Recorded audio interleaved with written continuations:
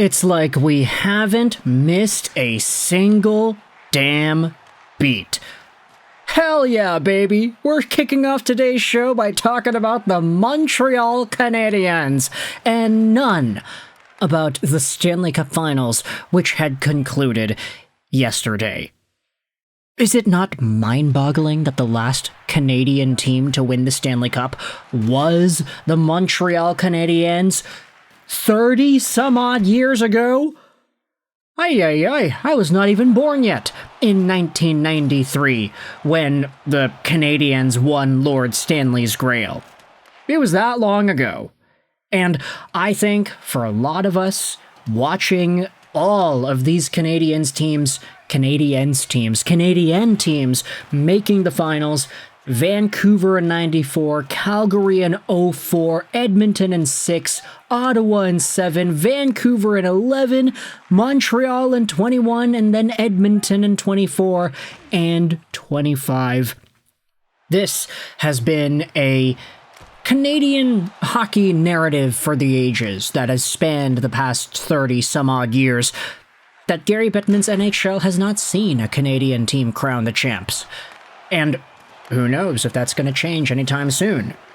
In regards to the Montreal Canadiens, though, we do have ourselves some interesting conversation points that were brought up on the JIC show that I really wanted to dive into in this video commentary here today.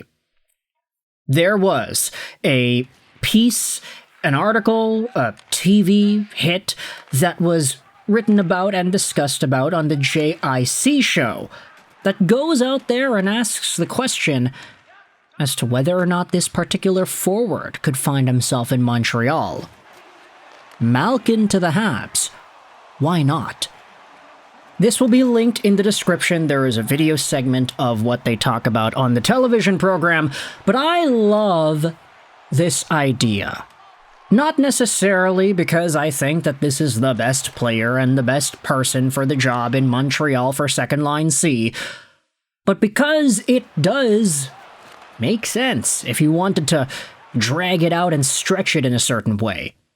And don't get me wrong, it doesn't make sense if you just try to think about the player and the timeline. Oh no, Evgeni Malkin is 38 years old. He's older than everybody on the Montreal Canadiens, and he is so old, in fact, that there really isn't any long-term projectability as to what Evgeni Malkin could do in Montreal. But there is a very particular update in regards to Malkin that we had just learned over the past few days that does make things interesting. Via Josh Yohei of Pittsburgh Hockey Now, the Pittsburgh Penguins will reportedly not offer Evgeni Malkin a contract extension, making the 2025-2026 season his last in Pittsburgh. It's the end of an era for the Penguin superstar. Now, here's the thing. There have been a lot of people going out there and saying, okay, Malkin is not going to get re-signed by Pittsburgh. That means he's probably going to retire, or he's probably going to yeet back over to Russia, or he's probably going to end his NHL playing career in some capacity with this contract expiration. And I think that's a lot more likely than not. I'm not a betting man, but if I was, I'd probably say it's more likely that Malkin just straight up stops playing in the NHL after his current contract expires a year from now. But here's the thing about Evgeni Malkin, is that his contract is not expired yet. And right now he is in a spot where he kind of knows that his team is not gonna stick around with him. He has no move protection, so if he were to get moved anywhere, he would have to sign on with it. Which is why this article on TVA Sports goes out there and asks the question. If Malkin is made available by the Penguins, the Canadiens should be attentive to the idea of acquiring him. During his Tuesday segment on the JIC show, Tony Marinaro praised the 38-year-old Russian, saying that he could be a valuable asset to the Habs in a position of second-line center, considered the club's weak point. He's a big center, and even at his age, is Kirby Dach better than him? No. Is Alex Newhook better than him? No.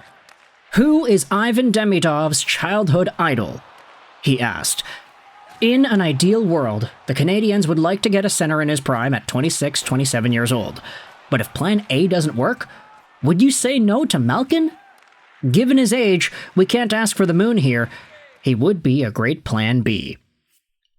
Last season, the Pens' number 71 scored 50 points in 68 games. His team missed the playoffs for the third year in a row, and his 4-year, $24.4 million contract expires next year.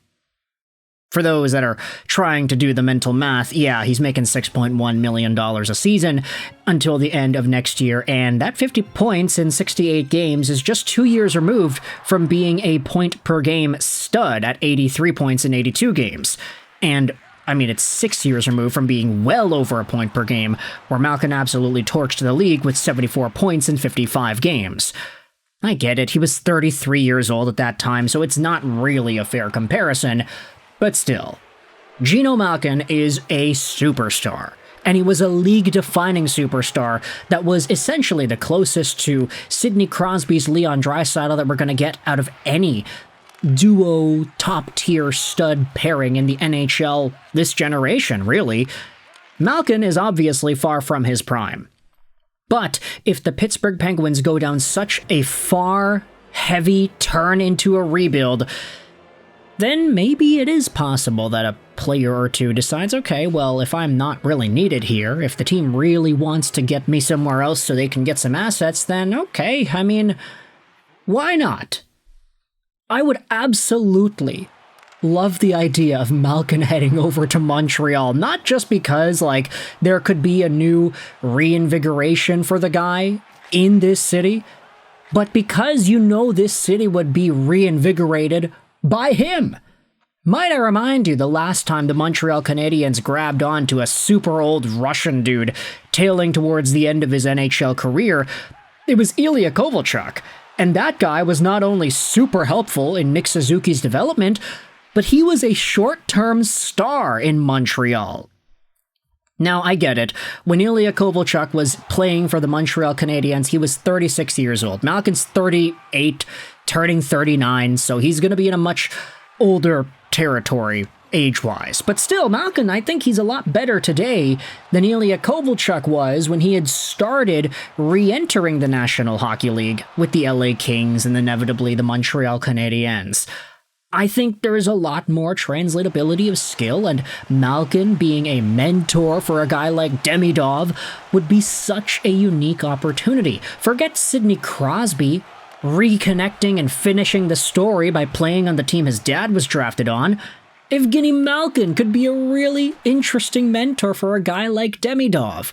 And I get it, it is 95% not going to happen. Actually, if I were to put some numbers on it to get really specific, I'd say that Sidney Crosby is 95% staying in Pittsburgh. But just mentally, seeing the optics of everything go down, learning that the Penguins do not want to bring this guy back, learning that the era of Gino in Pittsburgh is already coming to an end, it's already been verbalized and confirmed, the fact that we are learning about that makes it feel more so in my mind where it's yeah, maybe it's not 95% that he stays in Pittsburgh, maybe it's more 70%. Maybe there's a much higher chance that Malkin leaves Pittsburgh or gets traded or something early versus Sidney Crosby, although, 70%, it's oh yeah, he got a 70% chance of staying. It's still likely that he stays. I'm just kind of thinking here, Erik Karlsson's on the block. Chris Letang, his health is getting a little bit worse. Sidney Crosby, playing the end of his days in Pittsburgh. As long as he is still skating, he's going to be playing. But Evgeni Malkin doesn't have that luxury. He is older. He has aged a little bit worse, but still fine. 50 points in an NHL season. You can't scoff at that. He's fine. And I'm thinking because he's fine, would he not be an okay get in Montreal? You can let me know your thoughts in the comment section below about Evgeni Malkin and the Montreal Canadiens, why it works. Let me know in the comment section all your opinions. I hope you enjoyed this British Rolls 99. And bye.